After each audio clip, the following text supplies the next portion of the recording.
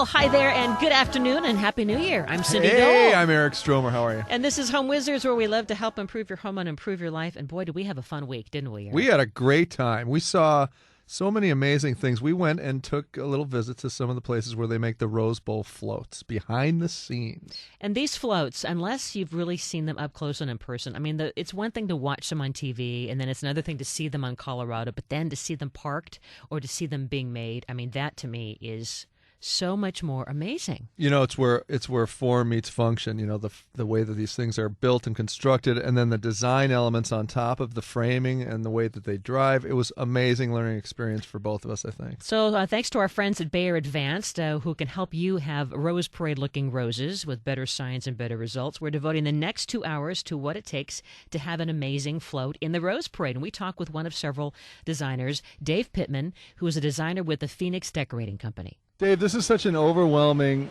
place. The hangar was obviously built at some point for the purposes of building these floats, right? Right. It's owned by the city, but built for this purpose, I'm pretty sure. But it's been here quite a while. And so, Dave Pittman, you've been here how long? This is my 29th decorating week in one role or another. You look incredibly calm and put together because it's very chaotic. There's probably about 4,000 roaming around here. Yeah, there are a couple thousand. It might be shock that you're saying. That might be my demeanor. Well, it's that designer calm, right? I mean, the work that you had to come up with is already behind you. You're now just basically making sure that others execute. But talk about the design, because you're a designer. And so when these different corporations say they want to have a float, you have good ideas, and then you have ideas that don't quite make it, right? So talk about what happened. Right. My role here kind of evolved separately. My day job is as a designer, but I'm not here in the building specifically as a designer, except for this moment when you asked me about it. But yeah, sometimes I feel I can get pretty good at reading what a client wants, but a lot of times it's a tough call what people are going to choose, what they're going to like, what they're not going to like. Mm-hmm. And you've designed many, many floats. Talk about the different themes and what's been on their wish list, because the company spent a lot of money to have that float go in front of all those millions of eyeballs. Yeah, it's a lot of money and it's a lot of eyeballs. So it's a really good bet if you just run the numbers, how many households see it. But it's unique in that it's a one-time shot. And so people want to be very careful that they aren't missing some cultural reference that we're not aware of. Now that it's broadcast worldwide, there's lots of symbolism that's different from one country to another. And this isn't a venue that allows you to have a second chance at it. Mm-hmm. So once the corporation comes to you, are they coming to you with design ideas in play first, or you are just given concept and from that you execute design? You know, both. Some clients come to us and they are involved in the design process. Sometimes they've already written up a verbal description. I have one client that actually likes to title their float first. Thematically, they want it to make sense for them. There are other clients that want to look at a lot of stuff and see what jumps out at them. It's all across the board. It's like home design. Like, give me a kitchen, go. Right. Some people want you to do that work for them. Some have ideas, every step along the way. Some of the designs are chosen by an individual. Some are chosen by a committee. It's a different process, for different people. And what are the parameters that you have to work within? Because I'm sure as a designer, you could go as big as you want to do conceptually, but there are certain elements that you have to keep in mind, obviously, right? Right. There are several kind of hard parameters. One is the width. We can go 16.5 feet wide. One is the standard height. We can go 16.5 feet high with the doors. It matches these doors. It matches the bridges and overpasses they have to go under. And then we stay like a foot off the ground, sometimes 6 inches if it's a smaller float, but so they don't get hung up on curbs. And then anywhere from 35 feet long, which is a small float, 55 feet long, which is a big float. Anything beyond that needs special permission, but then we can go above the 16.5 foot height But anytime we go over length, over width, or over height, we have to do those individually.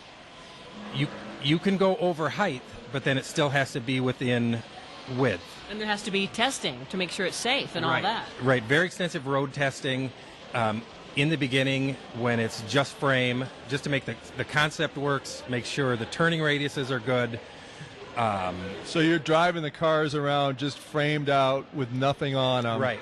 And it's like, whoa, whoa, whoa, don't turn right, it's leaning. And then that kind of stuff happens. Right. And you realize that you have to come down in height or something. Right, and then and a lot of times the hydraulics will be in, so you can see the guts of the float, and the crews that build that, the mechanics and the structural guys, they always say, and they're only half joking, they say, it's a darn shame you have to cover this up with flowers. It's so beautiful. Yeah. And they mean it. It's a work of art in its own right. Right. Yeah.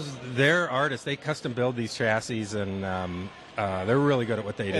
And the chassis are primarily metal and welded, or wood, or yeah, they're all the above. They're all steel, and they're all real beefy. I see. They're custom made, and that's a little outside my pay grade. Those guys do that they make what I draw go down the street.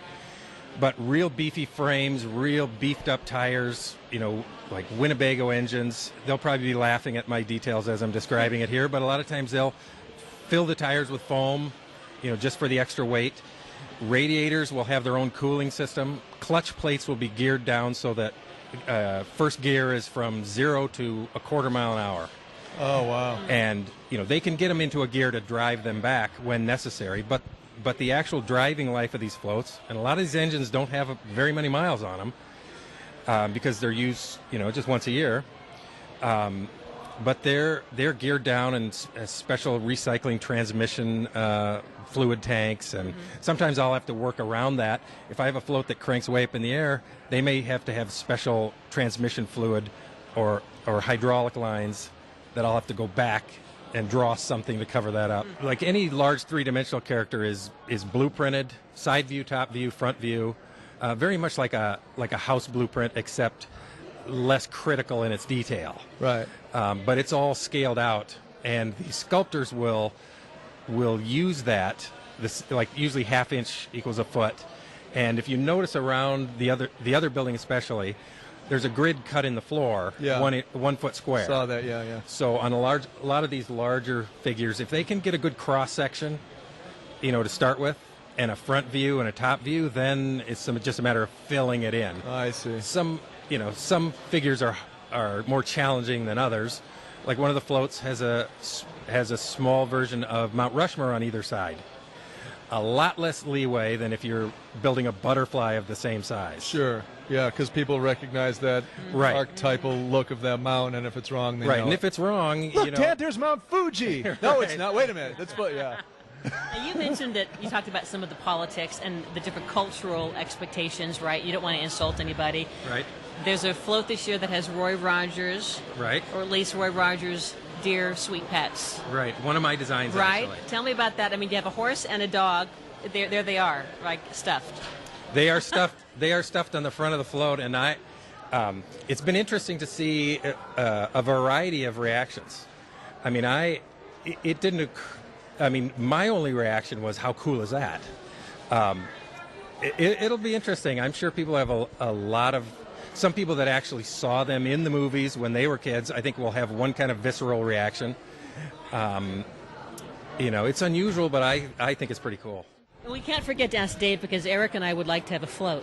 That's in right. the parade next year. And do you have an idea? Yeah. Well, if you were designing a float for the two of us, what Home would it look like improvements. to you? Well, did you see the portrait we did of Roy Rogers? It's about 10 feet high, Yeah. big oval portrait.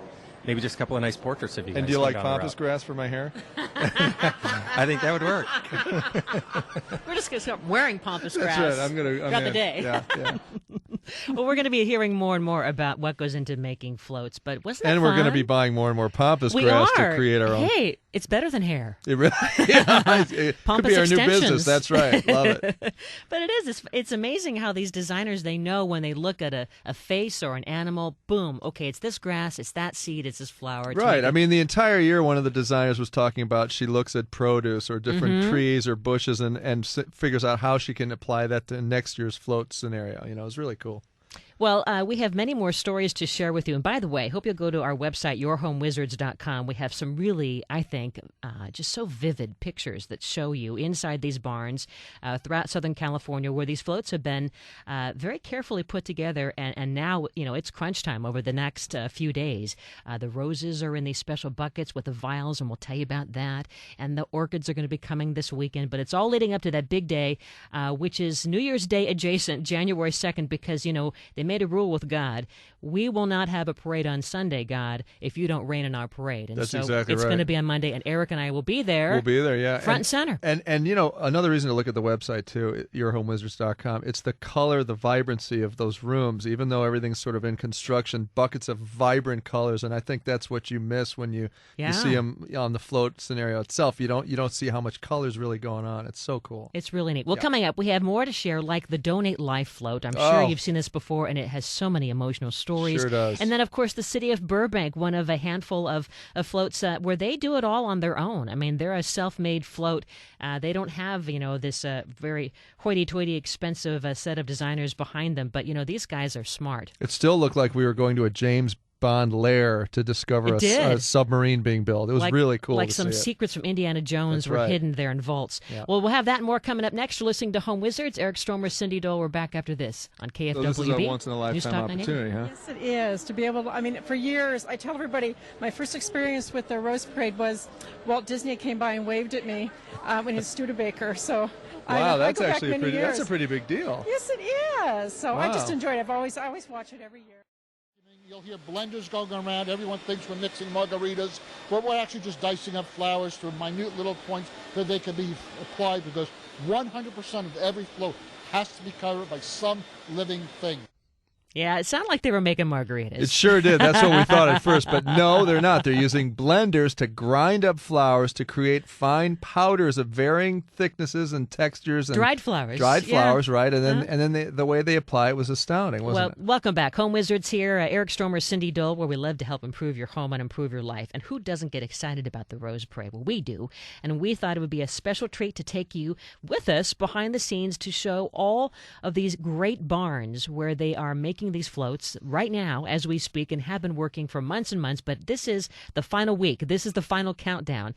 And the float that always brings so much emotion is that Donate Life float. Don't you think, Eric? Oh, man, that was unbelievable. You know, we saw these little placards. What do they actually They're call them? fluorographs. They're called fluorographs. And we saw these photos of great, beautiful images of portraits and faces, and such life was going on. And then we found out what the deal was with them. So here is one of the volunteers, Esther Marie Carmichael. And you're holding right now one of the very touching fluorographs. So explain to people who haven't seen a fluorograph, it looks just like a human being and better than a painting.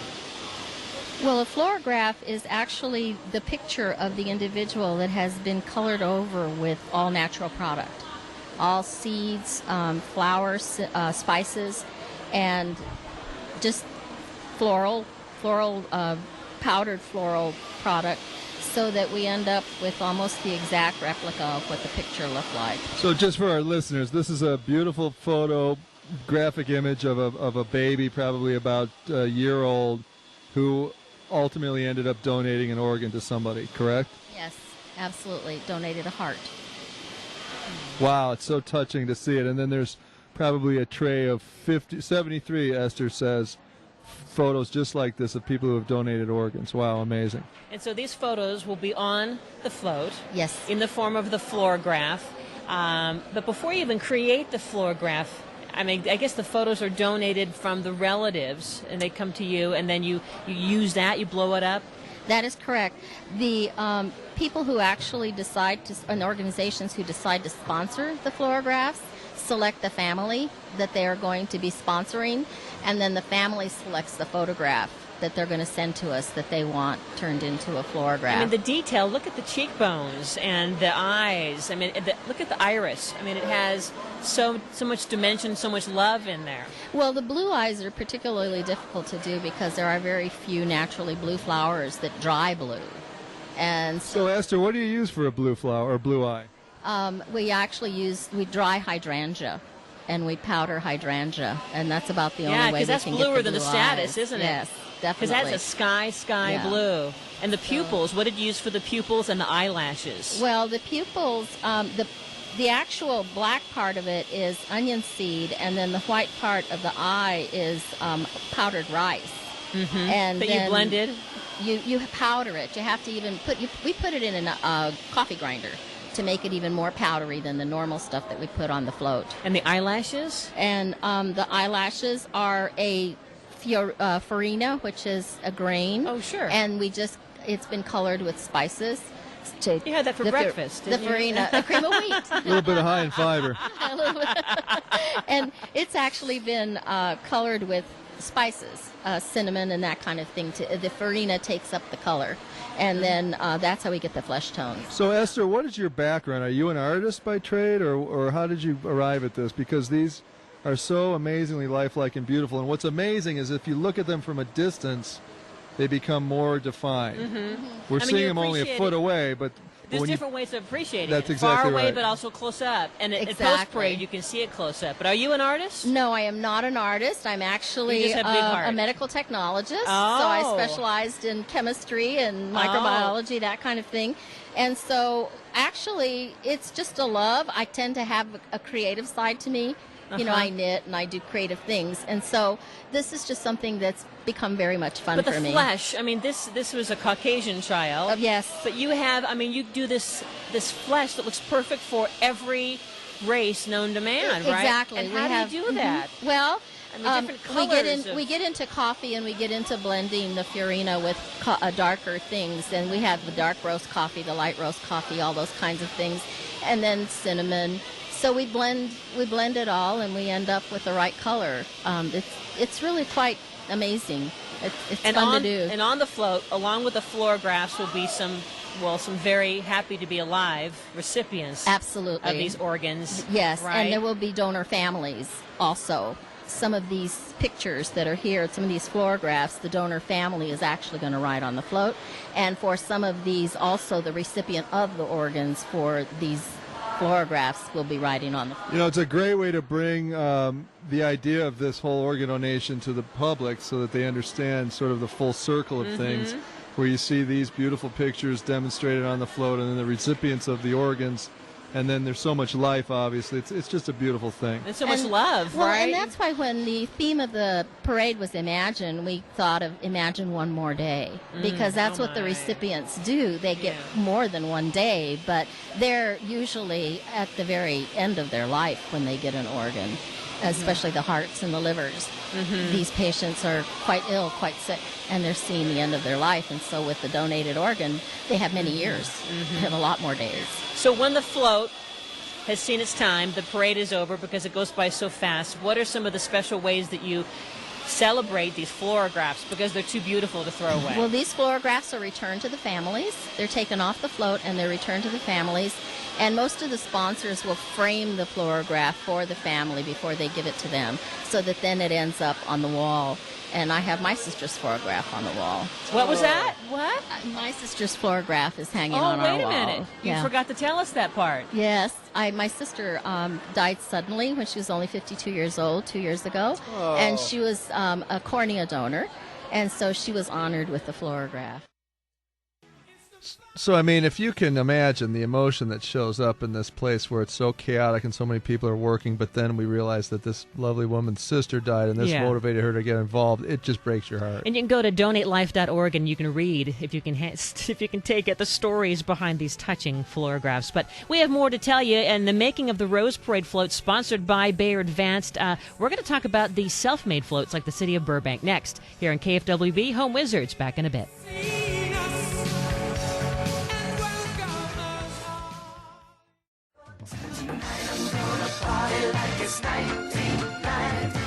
I'm going to party like it's 1959 because I'm not going anywhere tonight. I'm going to stay home in my house and get in bed. You better get to sleep because we have several very busy days. But so do those volunteers, like in the city of Burbank. I mean, they are not going to be partying too much.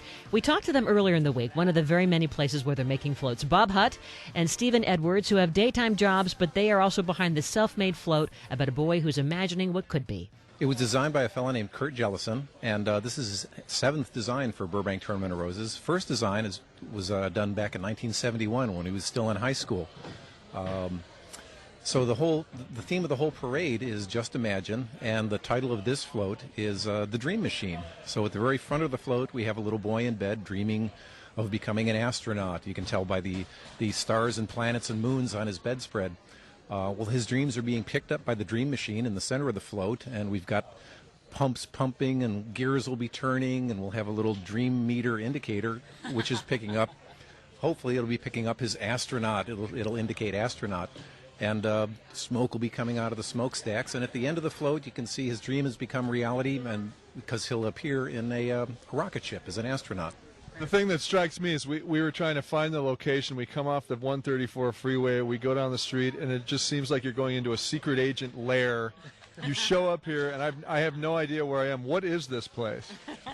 This is actually the Burbank Water and Power Auxiliary Warehouse. That's the official name of it. But they're kind enough to have loaned us. This is our 4th float that we've built in this building, so they were kind enough to loan us this. And then It's what? very Indiana Jones It or really something, is. you And know? what you know, we came through this garage door, and there's probably 100 people down here working, buzzing about. Yeah, it's quieted down considerably Right. since this morning. And so, what is this space used for when it's not a float building? This is facility? ours year-round. Is it really? Oh, yeah. We actually put together 2 floats. So we have the Tournament of Roses rose float for New Year's, and we have a local Burbank parade, which we do in the April time frame. So we'll take some of the major elements off of our Rose Parade float and kind of repurpose it for the local Burbank parade.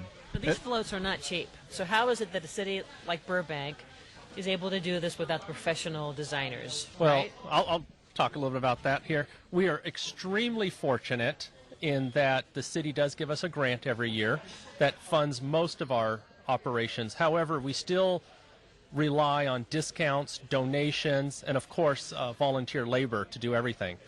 We are one of 6 self-built float builders in the Rose Parade. So there's Cal Poly University, Sierra Madre, La Cañada Flint Ridge, South Pasadena, Downey, and Burbank. And so as a self-built float builder, none of us down here are paid to work on the float. So it saves us a lot of money. And then what does something like this cost, for example? You want to estimate a number? That's a tough one because again, there's no labor costs. So we can tell you what direct costs are, and that would include steel, flowers, insurance, building material, foam, things like that. And it's in excess of $85,000 in that ballpark. In that yeah. ballpark range. I mean, our guesstimate, if we went to a professional float builder and looked for this level of animation and this size of a float, this kind of floral design, you'd probably be talking in the neighborhood of $250,000, $300,000. Yes. You guys have, I mean, being in Burbank, the entertainment city, I mean, you guys have a lot of homegrown talent Yes. to give it that really professional look, right? Without having to pay those extra dollars.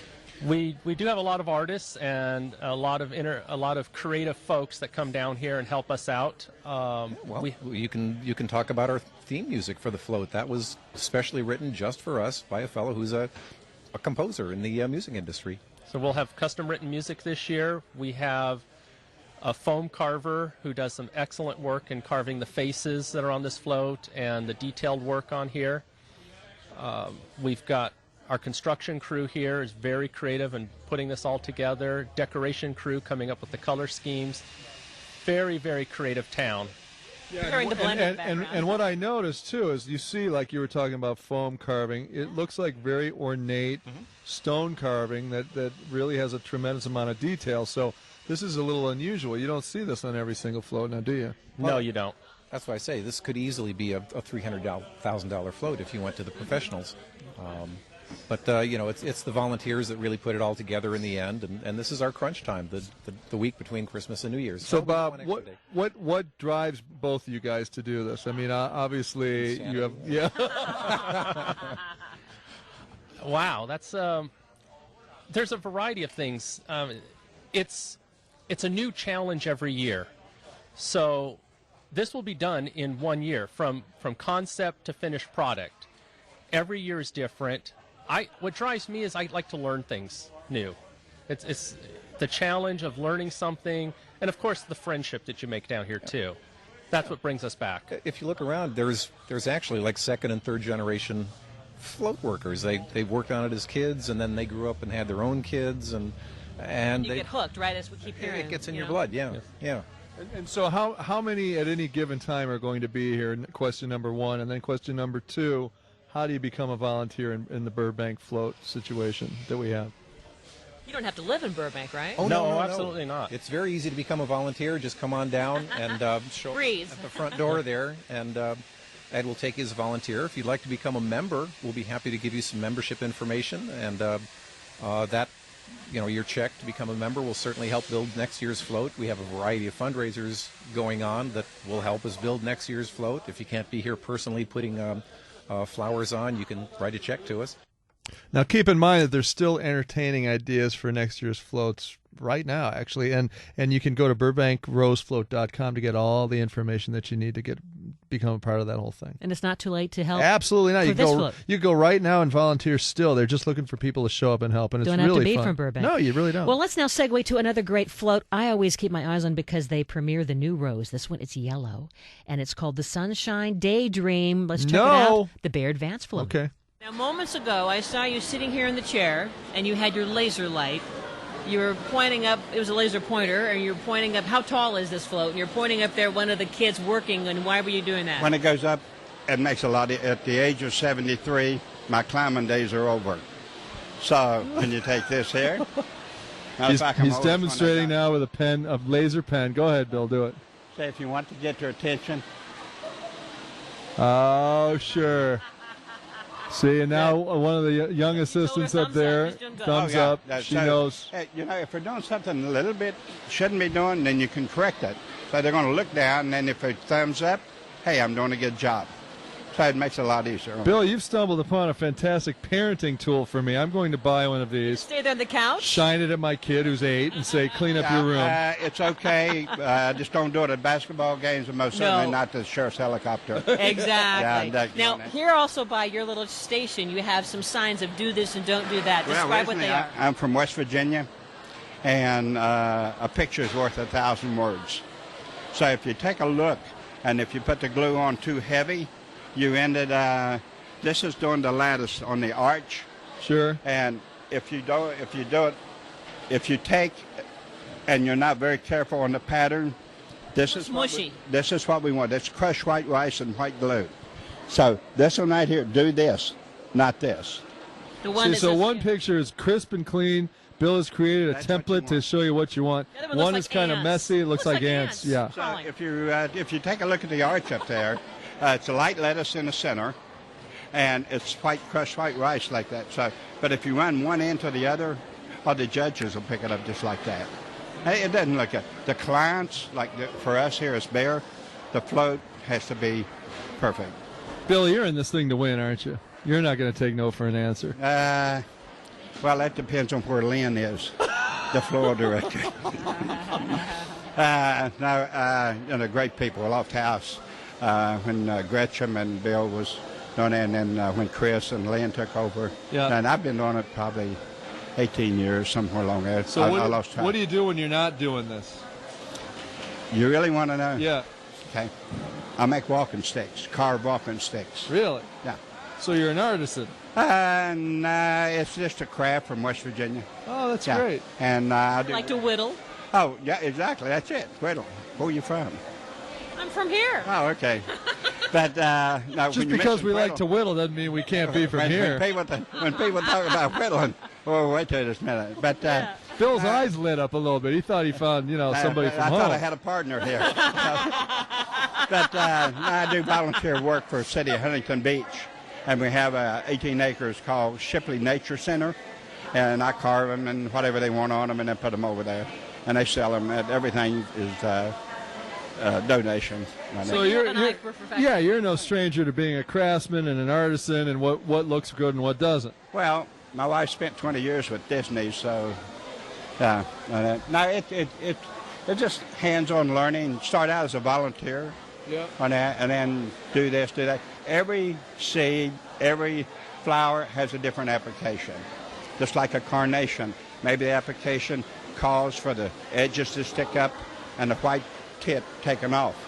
So, after working a number of years, like I said, Loft House, Chris and them has it's a family company, and all of us are just like a part of the family. Now, there's a rocket on this float, and I know a little bit about what this float's going to be because there's a story. The float goes up 33 feet up in the air. Works off a hydraulic piston, and as it goes up, NASA has to go underneath the bridge on it, and once it gets to that, it'll go straight up in the air on it. It doesn't have any animation or anything like that on it. But the reason for the rocket is kind of like a shoot for the moon kind of a thing, the message, because one of the spokespeople for Baird Vance, Lance Walheim, his brother is an astronaut, and together they're going to be on the float. Oh, is that who's going to be on it? Okay, I did not know. Lance I know very personally. The horticulture from out of Sacramento. Right. And I met his brother. They're great people. As a matter of fact, they took a rose up. To space. Right, on the space shuttle. Yeah. And they had it on the Rose Parade one year. But this Rex, I mean, he was up on the shuttle the latest visit. And the funny part about it, they began to panic because the casing they had the rose into, the rose looked sort of withered, but after about several months in space, I would be too.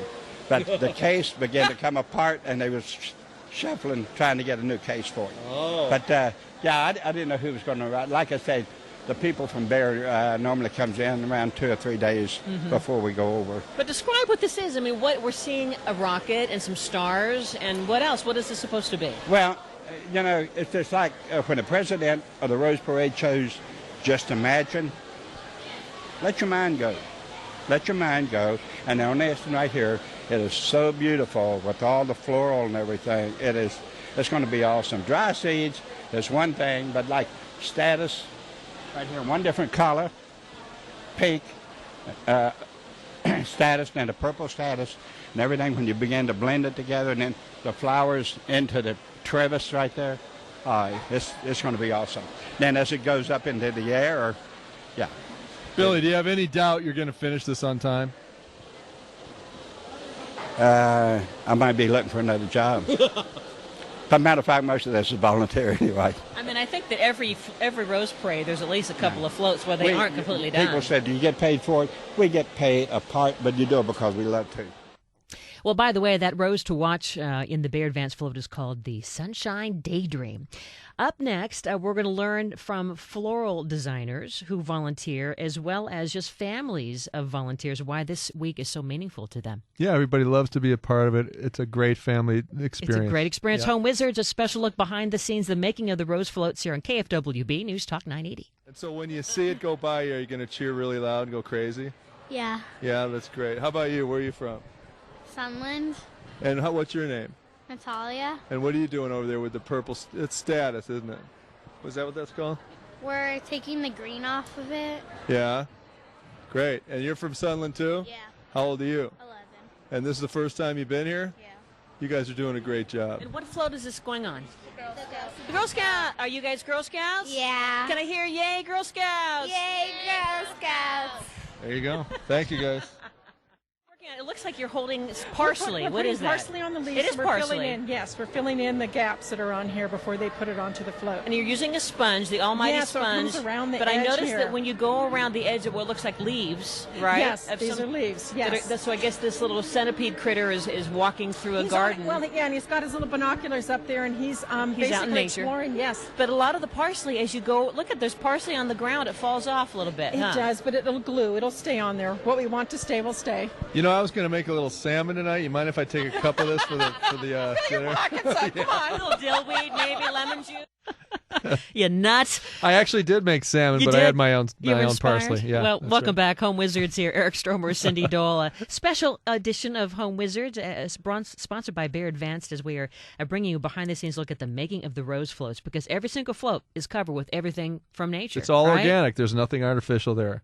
That's what blows me away. Nothing artificial can be shown. No. Totally. No. So Anyway, we have many more stories to share, like this is a group of florists who also like to volunteer. This one woman comes all the way from New York every year because it's just that important to her. Why did you volunteer? Oh, it's just such a fabulous thing to be a part of, and came all the way in from New York, and it's wonderful. Pretty darn good weather, eh? Yes, enjoying the good weather, everything. So for this Indonesian float, I mean, it's very exotic flowers. What are these, and where do they come from? These are actually from Mexico, I believe. Yes. And these are called heliconia, and they're sexy pink is the varietal. It's kind of like a bird of paradise, it looks like. Heliconias are all within the same family, yes. So all of these are actually heliconias. So wait, you actually flew in from New York just to do this? Yes. Just to because you were compelled to become part of this parade? Yes, and Jim Hind, who is the master planner here, actually met him at AIFD, and I have learned so much from him, and just the enthusiasm you get. You come here, you become part of the group, you work, you learn so much, then you go back and then you take what you learned here and you know, I do events, so I place it into the event. I so see. People know AFID, that sounds like the Association of Florists, right? Interior. Exactly. And so you're a designer? Yes, I am.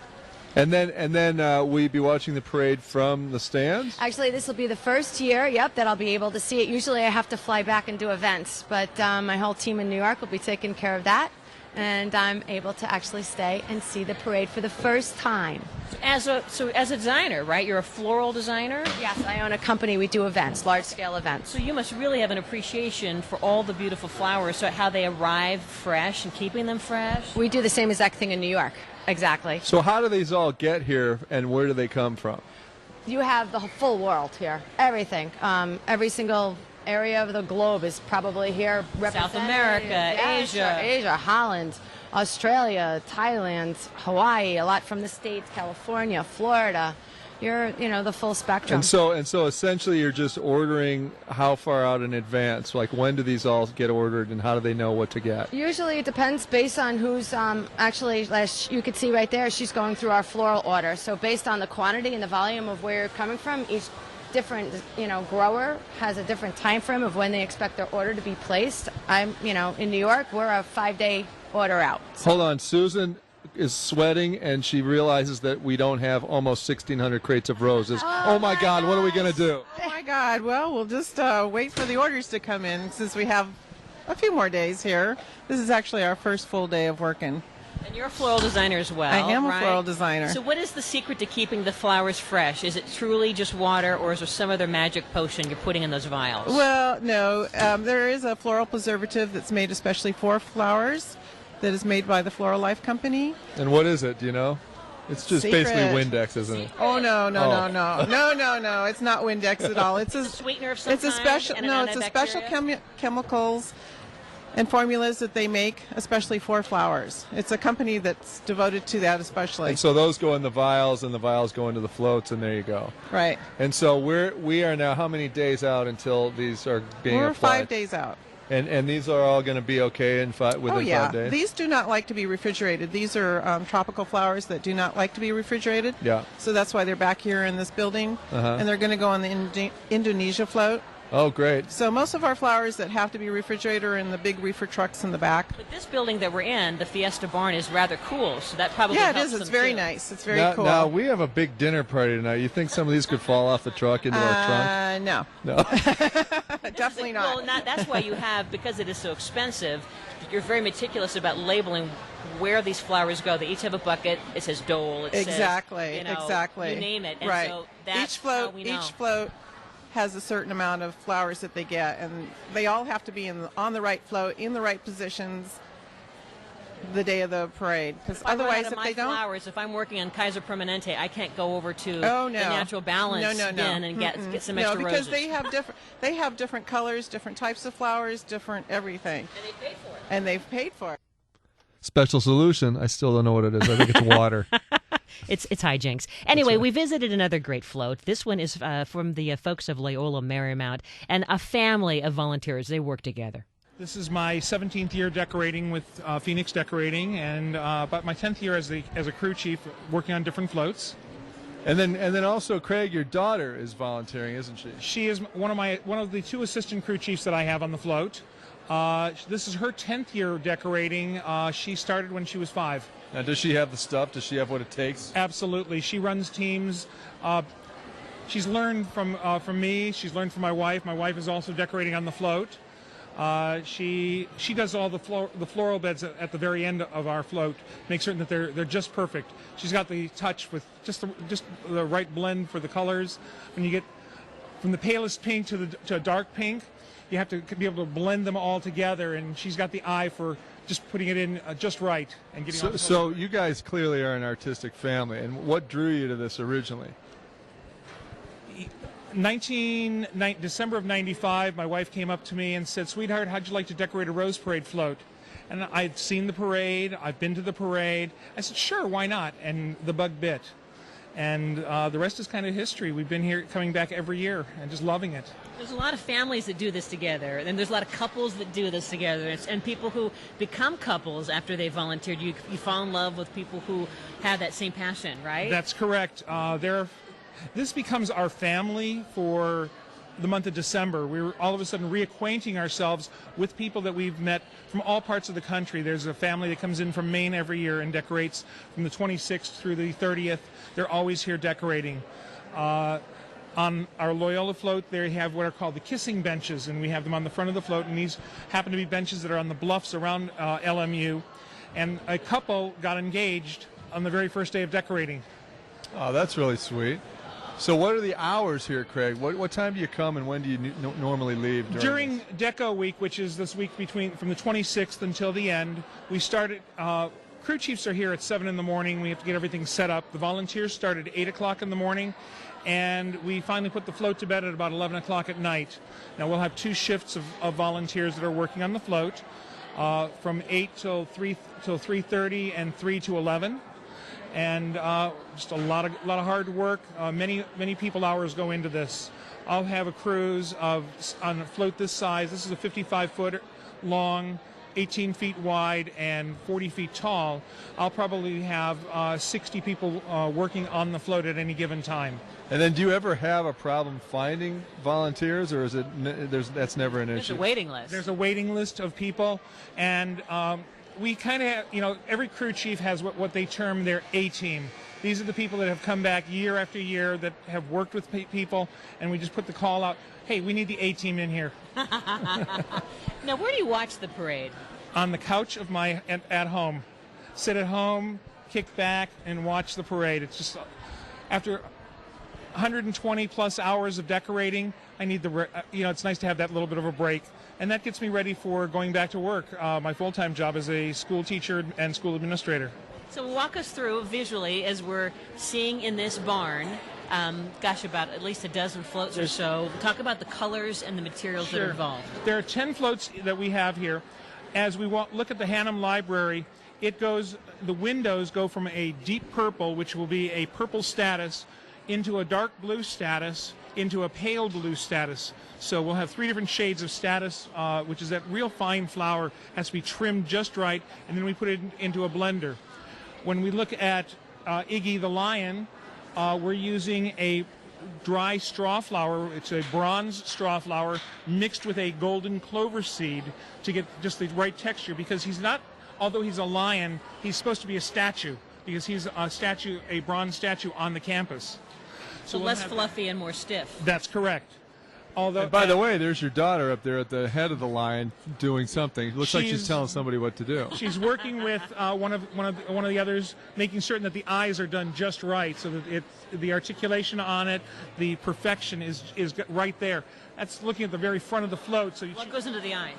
The eyes will be the same kind of materials. They'll have coffee, a little bit of cocoa for the brown. In fact, the dark brown on Iggy himself smells wonderful. It's coffee. That's fresh ground coffee. It's a little mocha is what it is. No, on this one it happens to be coffee. Although there are that we do have certain areas where we'll blend coffee and cocoa together, so you get the mocha. Yeah. So And it smells great, doesn't it? Boy, it sure does. Like mountain-grown coffee. Now, you had a fun experience there with this guy. I sure did. Although you know, hit your head. No, I hit my head, but the way that you drive these things, you have a little tiny plywood chair. It's on a chassis. There's no visibility at all. You have a second person in the front, and then you're on headset with that person who's navigating. The thing goes about 6 miles an hour. That's it. So you're really driving completely blind and in the dark. But they have spotters that are in different locations around. Yes, they really do. the But float. it's a behemoth of a thing, so it's like steering a whale. It's amazing. It's very impressive. Well, Yes. as you're listening to this, you might be thinking, boy, I wish I could see some of the final moments of them putting together the float, the roses, and the orchids, and you can.